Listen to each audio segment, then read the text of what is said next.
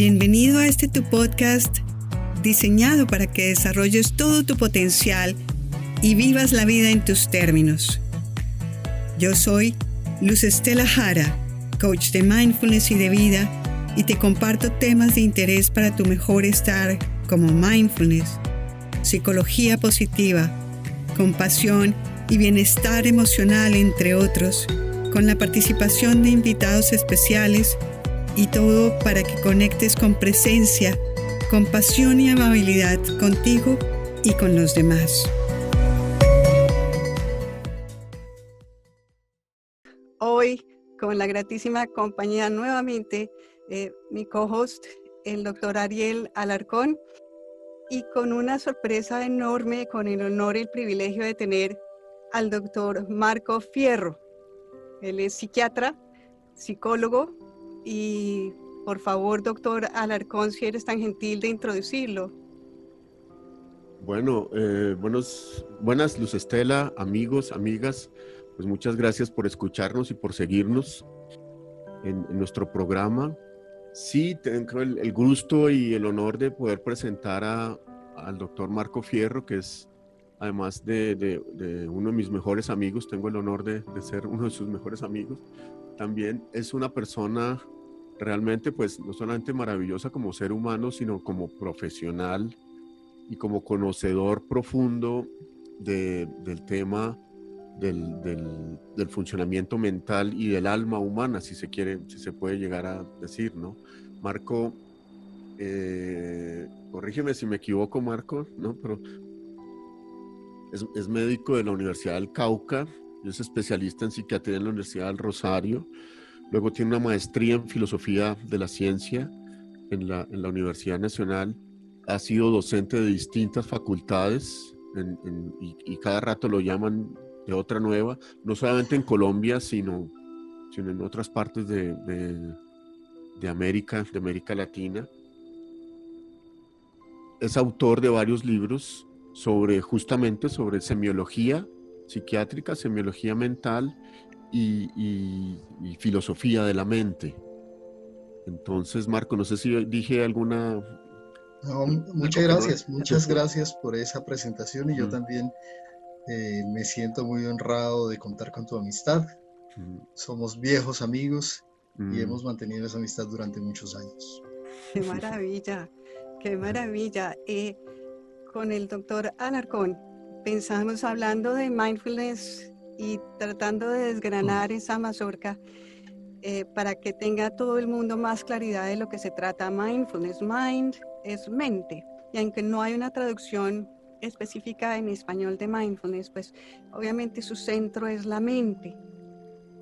Entonces el doctor Fierro ha accedido a hablar hoy en temas lo más sencillo posible para que nos llevemos el conocimiento de lo que se trata la mente. Entonces, si podemos empezar con la definición, nuevamente, ABC de la mente, lo más sencillo posible, y sé que para ti debe ser difícil. Bueno, de todas maneras, la pregunta sobre qué es la mente es una pregunta difícil para cualquier persona. Incluso la gente que está dedicada a estudiar netamente este tema no siempre puede hacerlo de manera sencilla o le queda fácil. Pero podríamos decir, para empezar, que la mente no es una cosa, en el sentido, por ejemplo, de que un riñón, un corazón, el pulmón, son cosas que se pueden tocar, que se pueden ver. La mente no se puede tocar, no se puede ver. Y es más, diríamos que llamamos mente al conjunto de los fenómenos mentales. Obviamente, eso nos lleva a otra pregunta. Entonces, ¿cuáles son los fenómenos mentales? Y podemos enumerar los más importantes: el pensamiento, las emociones, la memoria, el lenguaje, la percepción, es decir, poder ver, escuchar, oler, palpar. Todo ello son fenómenos mentales. Entonces, o también a veces se dice son funciones mentales. Entonces, al conjunto de los fenómenos o de las funciones mentales le llamamos mente. Por tanto, es preferible incluso hablar de funciones mentales. Oh, qué interesante, qué interesante. Funciones mentales, es decir, cuando estoy pensando en algo, tengo, digamos, es una de las funciones de la mente. Cuando me chuzo con una espina y me duele, es otra de las funciones de la mente, ¿no? Cuando Exacto. pienso, hey, qué imbécil soy, ¿por qué cogí las rosas tan fuertemente? Entonces es otra de las funciones. Exactamente, y cuando recuerdas que Ajá. previamente también habías sentido un dolor similar en otra ocasión cuando sufriste otra lesión en tu mano, también el recuerdo es otra de las funciones mentales. E incluso cuando dices ¡ay! Y la emisión de ese ay con el lenguaje también es otra de las funciones mentales. Oh, Ah, wow. claro, claro, claro. Muy Wow, qué complejo, interesante. ¿no? Pero suficientemente claro entender esto. Entonces, sería esa relación que hay entre el cerebro y la mente? ¿Cómo podemos ubicar cada una de estas funciones que tú mencionas? El, el cerebro es el órgano más complejo de los seres humanos y en general es el órgano más complejo de toda la vida sobre la Tierra. Para comenzar, un cerebro tiene aproximadamente 100.000 millones de neuronas Wow.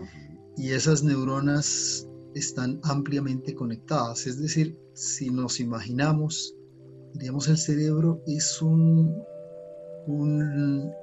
órgano con millones y millones de conexiones, millones y millones de circuitos. Y esos circuitos tienen diferentes funciones, desde funciones muy básicas como respirar. Uno pensaría, bueno, la respiración es de los pulmones. Sí, pero quien da la orden de la respiración, quien guía el ritmo de la respiración, es una parte del cerebro. O sea, hay unos circuitos cerebrales que dan lugar a la respiración. Hay otros circuitos cerebrales que dan lugar a que el corazón funcione. Hay otros circuitos cerebrales incluso que controlan nuestros niveles de azúcar en la sangre, que regulan, es decir, el cerebro tiene centros para múltiples funciones, es más, hasta para la secreción de hormonas sexuales también el cerebro tiene que ver. Entonces diríamos, el cerebro tiene circuitos que dan lugar a múltiples actividades en el cuerpo. Ahora bien, hay de algunas de esas actividades del cerebro, de algunas de esas cosas que hace el cerebro, nunca nos enteramos, ¿cierto? Claro. Por ejemplo, uno no sabe, no podría decir, en este preciso momento mi cerebro está mandando la orden de la respiración. Uno nunca se da cuenta de eso, sencillamente el cuerpo funciona de manera automática y funciona muy bien. Bueno, y hay otros circuitos que se expresan como funciones mentales. Entonces, estos circuitos se expresan en términos de pensamientos, hay otros circuitos que se expresan en términos de sensaciones como el dolor, el frío, el calor, hay otros circuitos que se expresan en términos de emociones como la alegría, la tristeza, la rabia, hay otros circuitos que cuando entran en funcionamiento producen recuerdos. Hay otros circuitos que cuando entran en funcionamiento hacen que nosotros hablemos de una manera muy coherente y organizada, sin necesidad de pensar con detenimiento el orden de las palabras. Entonces diríamos, hay una buena cantidad de circuitos en el cerebro que se expresan o que se manifiestan como funciones mentales. Por tanto, todo lo mental tiene su base material en el cerebro, y no, es más, no diríamos solamente en el cerebro, sino en todo el cuerpo, porque si bien el cerebro es el órgano más importante, pero en general todo nuestro cuerpo participa de alguna manera de lo que llamamos fenómenos mentales. Ejemplo, cuando estamos con rabia, no solamente es expresión de los circuitos cerebrales, sino también de todo el cuerpo. La sensación corporal que tenemos cuando estamos con rabia es distinta a la sensación corporal global que tenemos cuando estamos alegres. O la sensación corporal global cuando estamos serenos, tranquilos, también es distinta. Para resumir, diríamos que todos los fenómenos mentales tienen su base material en el cerebro, es decir, tienen que ver con el cerebro y con ciertos circuitos del cerebro. Muchas gracias, Marco. Qué interesante y qué complejo también, como tú decías. Hay muchas funciones cerebrales que son automáticas y hay otras en las cuales sí puede intervenir, y eso sería algo que yo te quería preguntar, ¿no? Puede intervenir de algún modo la conciencia, es decir, el darse cuenta de ese tipo de funciones mentales, ¿no? Uh-huh. ¿Y eso en qué aporta? Digamos que uno digamos, ¿dónde interviene la voluntad? Sería otra pregunta distinta, ¿no? Es decir, claro, ¿hasta qué punto puedo controlar a voluntad ese tipo de funciones o no? ¿O son simplemente automáticas y no puedo hacer nada frente a ellas? Claro, es más, fenómenos mentales, cierto tipo de fenómenos mentales los encontramos en algunos grupos de animales. O sea, difícilmente podríamos hoy en día decir fenómenos mentales son exclusivos de los seres humanos. Por ejemplo, quienes tenemos perros como mascotas, nos damos cuenta claramente de sus apetencias, de sus preferencias por ciertos alimentos, de su gusto por ciertos alimentos, de algunos estados de ánimo, de la satisfacción que sienten en algunos instantes cuando las personas allegadas están con ellos, de la rabia que sienten. Con algunos perros y de la amistad o cercanía que sienten cuando están con otros perros. Es decir, en los animales podemos encontrar fenómenos mentales. Uh-huh. ¿Qué pasa con los seres humanos? Que nuestro cerebro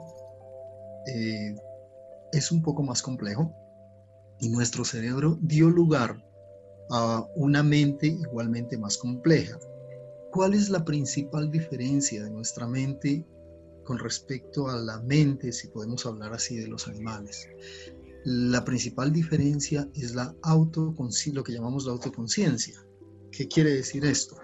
Que nosotros somos capaces de darnos cuenta de que estamos metidos en el mundo como tal, e incluso pensarnos a nosotros mismos. Es decir, ponernos a nosotros mismos como si fuésemos un objeto del mundo y pensar. Un ejemplo para aclarar esto. Me puedo poner a mí mismo y decir, a ver, yo interactuando con otras personas, yo diciendo esto, me puedo imaginar yo qué haría si me preguntan tal cosa, yo qué haría, ¿sí?, si me toca resolver tal problema. Es decir, puedo pensarme a mí mismo como un objeto del mundo. Y cuando me puedo pensar a mí mismo como objeto del mundo, ¿cierto?, puedo pensar también en alternativas de mis acciones, en formas diferentes de mi actuar. Es decir, se me abre un campo más amplio de posibilidades de acciones, que en caso contrario no es posible. Diríamos, fíjense el repertorio de acciones de los animales. Incluso estamos hablando de animales más complejos mentalmente, como los perros o los chimpancés o los gorilas. Su repertorio de acciones es más limitado. Ajá. En cambio, nosotros tenemos más posibilidades de acción y al menos pensar en más posibilidades de acción y en ciertos momentos decidir. Entonces, el hecho de que tengamos una mente, un cerebro y a la vez una mente más compleja, ¿sí?, ha dado lugar a eso, a poder darnos cuenta poder pensarnos, en primer lugar, como objetos del mundo. Ajá. Y también darnos cuenta de que somos nosotros, más o menos de que existimos, de que estamos aquí metidos en el mundo, ¿sí? Uh-huh. Y de reconocernos como tales, cosa que en los animales es bastante difícil. O sea, ellos no se dan cuenta de que están aquí. Pongo un ejemplo para hacerlo más claro. Un perro jamás va a jamás va a decir, yo quisiera que a mi hijo le fuera mejor en el mundo de lo que a mí me fue. Es decir, un perro nunca va a decir eso, ¿cierto? Wow, Nunca claro. pensaría, ¿yo qué quiero para el futuro? Que a mis hijos les vaya bien. No, Claro. eso no lo piensa, ¿sí? En cambio, los seres humanos, dada nuestra O no mente sabemos, más quién sabe. compleja, El perro está pensando.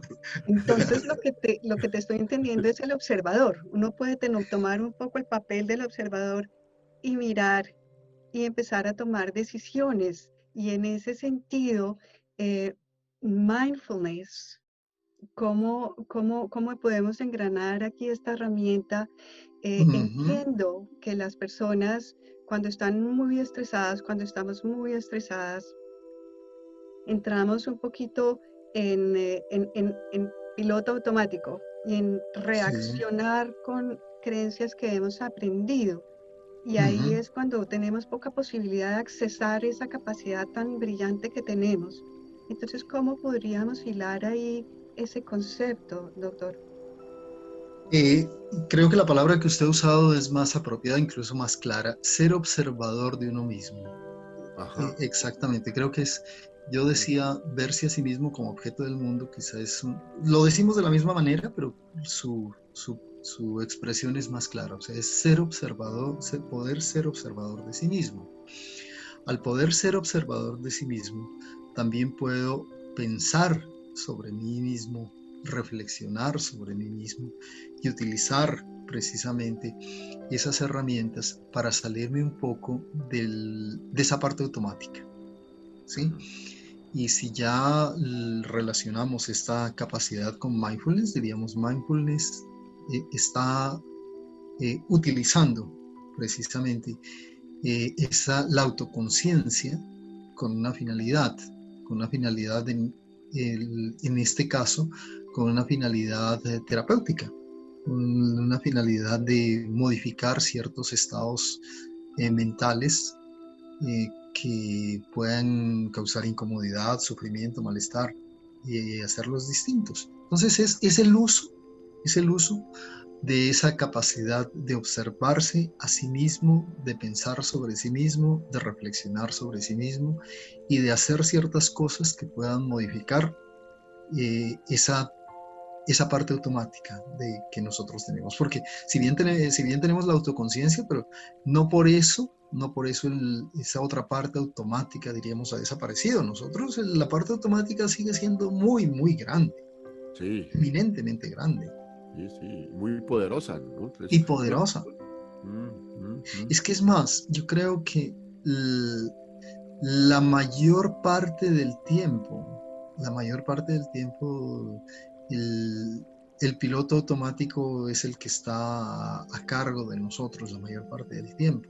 Ujú. Y habitualmente solo en algunos momentos reflexionamos, nos miramos, pensamos con detenimiento Ujú. y, y el tener posibilidades que ayuden a esa tarea, pues es muy bueno. El, Claro.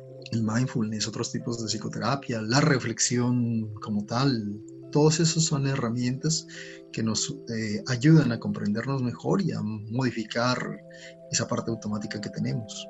Pero esa Magnífico, noticia es magnífico. maravillosa. Imaginémonos el potencial que tenemos si la mayor parte del tiempo estamos en piloto automático y sabemos que podemos redireccionar nuestros pensamientos hacia donde queremos ir en realidad. Qué potencial tan grande. Observemos esto y analicémoslo y de pronto miremos cómo podemos hacer para mejorar, para ser más grandes y tener esa capacidad creativa de ingenio, destaparla, como quitar el velo un poco. Y Claro. revelarnos como los magníficos seres humanos que somos. Sí, y además de eso, también tener la capacidad de la libertad para escoger, para decidir qué voy a hacer según lo que haya, la conciencia que haya ganado fruto de mis reflexiones, ¿no? Muy interesante, Marco. Muchas gracias. por tus respuestas. Pero en ese punto, ¿qué papel juegan las emociones? Y ahí sí te quería despertar como tu carácter de semiólogo. Para la gente a veces es difícil entender qué es una emoción, qué es un afecto, qué es una sensación, qué es un sentimiento. No sé si nos pudieras explicar un poco eso, porque me parece que ser consciente de las emociones o los sentimientos es muy importante en ese camino de la libertad a escoger una respuesta, digamos, más adecuada o que genere mayor satisfacción. Pero ¿qué son las emociones, Marco? ¿Y cómo se diferencian toda esa gama de conceptos que hay?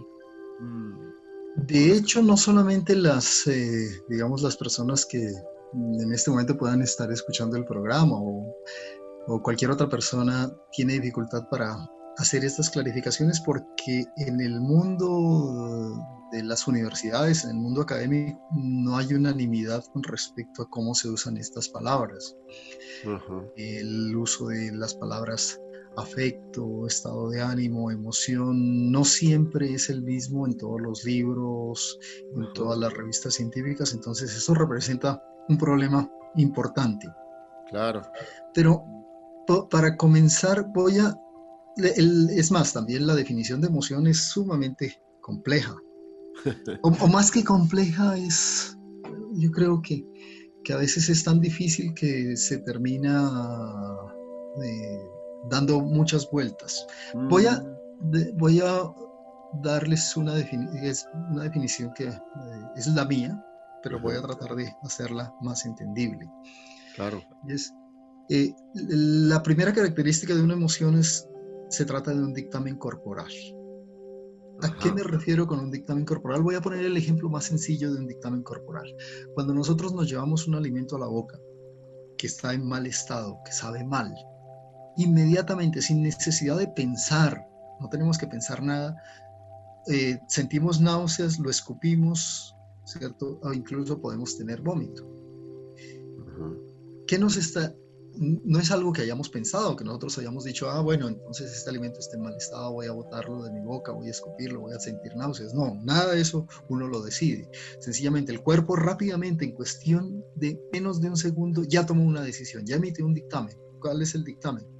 Esto no lo quiero dentro de mí, es decir, no me voy a comer este alimento y yo lo escupo.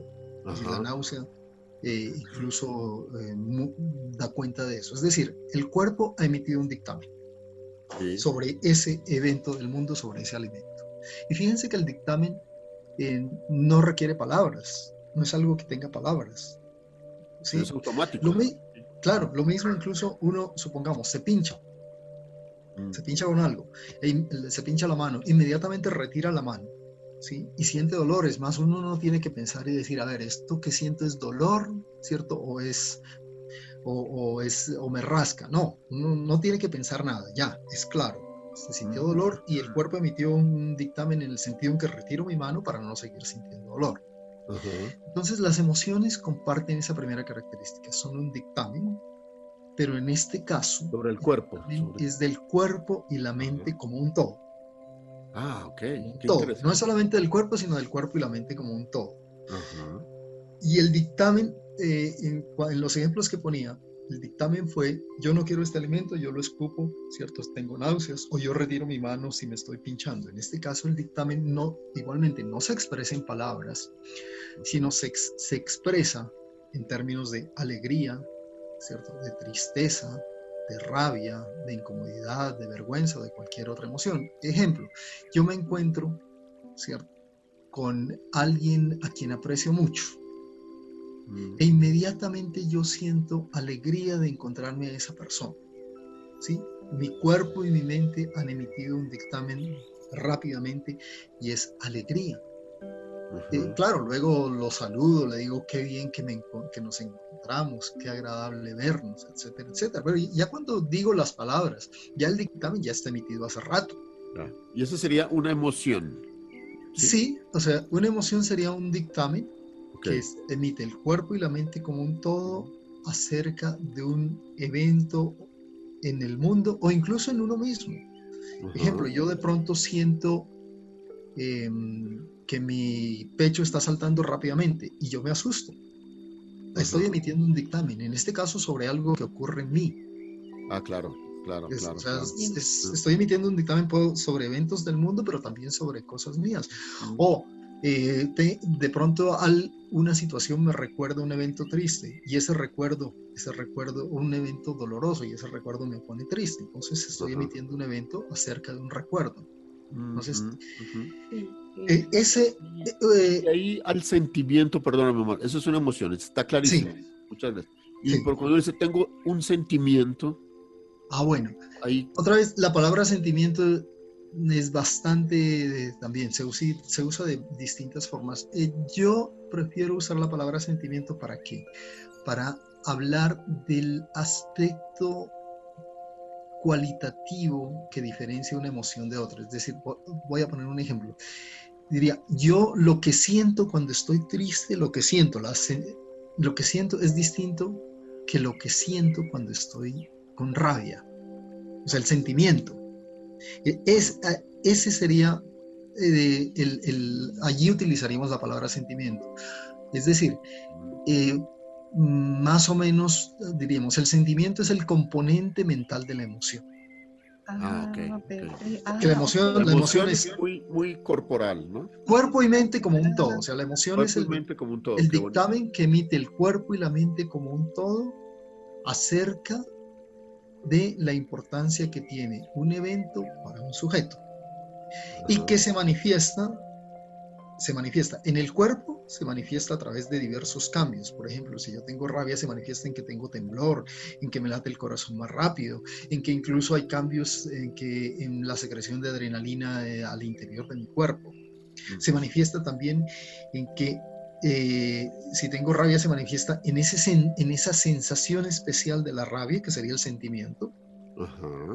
¿Cierto? Y se manifiesta en qué? En que me predispone a reaccionar corporalmente. Si tengo rabia es más fácil que yo en un momento determinado golpee a alguien. Claro que sí. Y es más, la rabia hace que mi cuerpo se coordine mejor para golpear a alguien o para huir. Entonces, podemos completar esa definición de emoción en el sentido de que es el dictamen que emite el cuerpo y la mente como un todo acerca de la importancia que tiene un acontecimiento para un sujeto y que se manifiesta en términos mentales como un sentimiento, se manifiesta también en términos corporales y nos predispone a actuar de determinada forma. Entonces, esa es mi definición de emoción. Pero hoy en día la palabra emoción y afecto se utilizan casi como sinónimos, de tal manera que uno diría, bueno, para no enredarnos la vida, utilicémoslos como sinónimos, afecto y emoción. En términos ya de los libros científicos se discutan las diferencias, pero podríamos utilizarlos como sinónimos, como iguales. Pues excelente esa aclaración, es la expresión que hay en el cuerpo y la mente. Es como energía, yo podría decir que es una carga energética que yo siento que me hace sentir de una forma u otra. Yo no, en mi explicación no utilizo la palabra energía. Pienso que es parte de las funciones mentales, de que nosotros, así como estamos diseñados para responder con náusea, con vómito ante alimentos que no son buenos para nosotros, ¿cierto? También estamos diseñados por la evolución, estamos diseñados por la naturaleza para responder con emociones.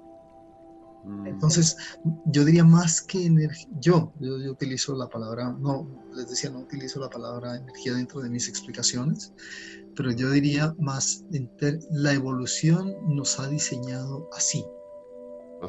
Somos producto de la evolución y las emociones son producto de la evolución y dan lugar a que rápidamente emitamos dictámenes acerca de cosas del mundo o de lo que nos ocurre a nosotros. Excelente la aclaración. Mire, es increíble cómo se va pasando el tiempo con estos temas tan amenos, con esta conversación tan agradable y tan beneficiosa. Eh, si pudieras, como de pronto última pregunta, y si de pronto cabe otra, bueno, la metemos, pero ¿por qué es importante identificar las emociones y dejarlas salir, dejarlas aflorar para tener mejor salud mental y para poder llegar a ese espacio que tú llamas del observador? ¿Por qué es importante, si alguna relevancia tiene? Sí, las emociones, la naturaleza las diseñó para que nos sirvan de guía al actuar. ¿Sí? O sea, ese es el objetivo de la existencia de las emociones, si podemos hablar en esos términos, por parte de la naturaleza. Entonces, en lugar de, supongamos, estamos en una situación, estamos en un lugar oscuro y vemos personas acercarse, en lugar de ponernos a pensar, ¿será que me van a hacer daño? ¿Será que corro peligro? Y tener que decidir después de la reflexión. La emoción es un dictamen que rápidamente emitió el cuerpo y se asusta. El dictamen es: estamos en un estado de susto, y ya, estamos en un estado de susto y estamos dispuestos a actuar más rápidamente